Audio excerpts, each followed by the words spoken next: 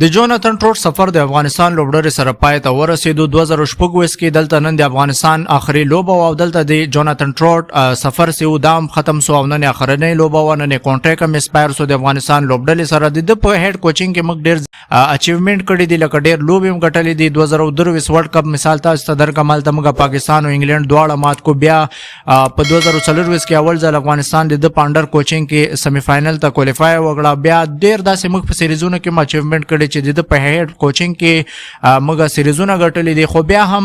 جوناتن ټروټ مخکې افغانستان لوبډلې سره کار کول نه غواړي نو په وجوهاتو سي خبر وکړو جوناتن ټروټ الته رومرز هم چلیدل چې یاره جوناتن ټروټ او افغانستان کرکټ بورډ نه سره جوړیږي ځکه د افغانستان کرکټ بورډ په سکواډ کې یو قسم لوبغاړي غواړي ټروټ سي د نور لوبغاړي غواړي نو په دغه باندې د دوی په سلیکشن باندې لږ مخالفت سره راځي خو دا وجم کېدای شي په دغه کې څومره حقیقت دی دا وسه پورې معلومات نه دی شوی دا واقعي ټروټ دغه د وجه نه مخ ته کار د افغانستان کرکټ بورډ سره نه کوي بل څه وجوهات دي خو بیا هم جوناتن ټروټ چې هر یو لوبډلې سره کار کول غواړي چې چرته هم زی خو وخت ورته غواړي او ډیر ښه کار لمک سره وکړو ډیر ښه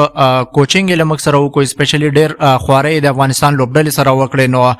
په دعاګانو کې به موږ هم یاد ساتو او ډیر ښه وخت ورته غواړو تاسو په خپل کمنټ سیکشن کې رائے شریک کړئ او د جوناتن ټروټ او د افغانستان لوبډلې په اړه